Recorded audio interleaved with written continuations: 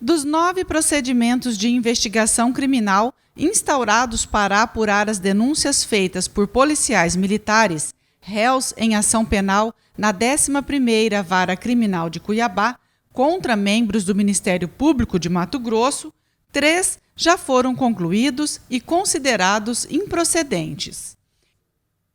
Em entrevista coletiva, o coordenador do NACO, o procurador de Justiça Domingos Sávio de Barros Arruda, o promotor de Justiça Amarildo Fachoni e o corregedor-geral adjunto, procurador de Justiça João Augusto Gadelha, deram detalhes da investigação, que resultou no arquivamento de 3 procedimentos. Suspeita de peculato da placa de interceptações.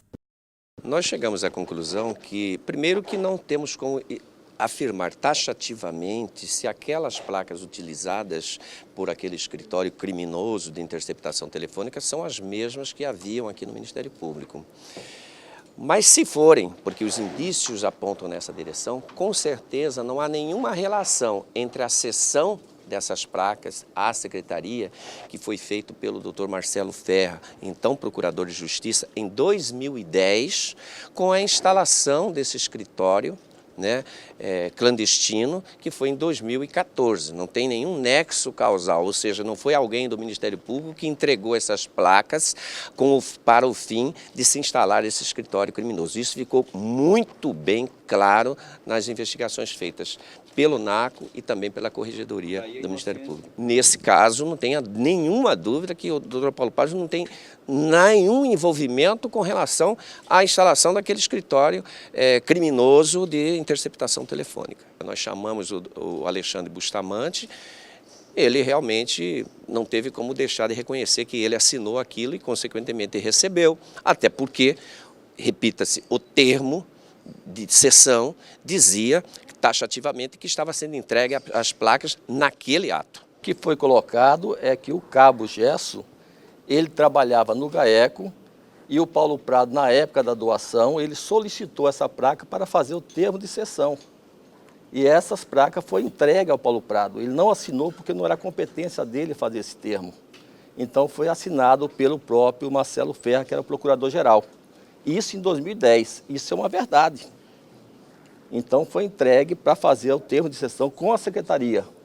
E não entregue o fantasioso, o que não espelha a realidade, é que foi entregue diretamente para o escritório de interceptação. Suspeita de falsificação de assinatura por promotor de justiça. A ação que os policiais militares fizeram contra o promotor de justiça, Marcos Reginoldi, dele ter falsificado um relatório de interceptação e a assinatura do analista Anderson Batista Boaventura, nos idos de 2013, quando se investigava no GAECO, sob o comando do Dr. Marcos Reginoldi, crimes envolvendo o tráfico ilícito de entorpecentes, geralmente praticados por organizações criminosas. Nesse caso, nós desenvolvemos uma investigação, nós coletamos por 3 vezes os depoimentos do sujeito que teria tido a sua assinatura e o seu relatório falsificado. O cabo, o analista do GAECO, ele refutou nas 3 ocasiões, 2 vezes ouvidos perante a minha administração e uma 3ª vez ouvido perante a Corregedoria do Ministério Público, ele negou veementemente que esse fato tenha existido. Nós observamos que o promotor de justiça, na verdade, ele seguia à risca aquele conteúdo desses relatórios. E quando o próprio Anderson Boaventura sugeriu, nesse caso específico, que se paralisasse a investigação porque os interlocutores não estavam tratando desse crime, não havia tratativa nesse sentido, o que fez o promotor de justiça? Ele pediu o arquivamento perante o juízo da Vara do Crime Organizado e o procedimento foi arquivado. Utilização de dados cadastrais de fontes abertas para obtenção de telefones utilizados pelos investigados para solicitação de interceptações em juízo. Os promotores do GAECO, desde 2009, 2010, eles vêm tendo uma prática, que eles usam a denominação de praxis, de obter dados cadastrais de números que devem ser submetidos ao pedido de interceptação telefônica de fontes abertas. Eles acreditam, pelo que se entende dessa investigação, que você só pode obter os dados cadastrais de um numeral que você pretende submeter ao juízo através de ofícios à companhia telefônica, quando na verdade nós sabemos, isso já está pacificado, não existe, em princípio não existe lei contrária, o que já é permitido, e também já está pacificado, tanto na doutrina como na jurisprudência, que a investigação ela é ampla e restrita nesse caso.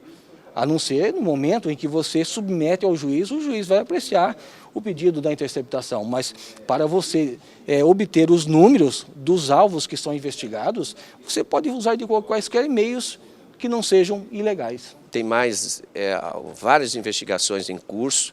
Semana que vem, certamente, nós concluiremos algumas e vamos prosseguir. Nós estamos num ritmo bem acelerado, as investigações estão bastante avançadas e vamos concluindo na medida do possível, na medida da dinâmica dessas investigações.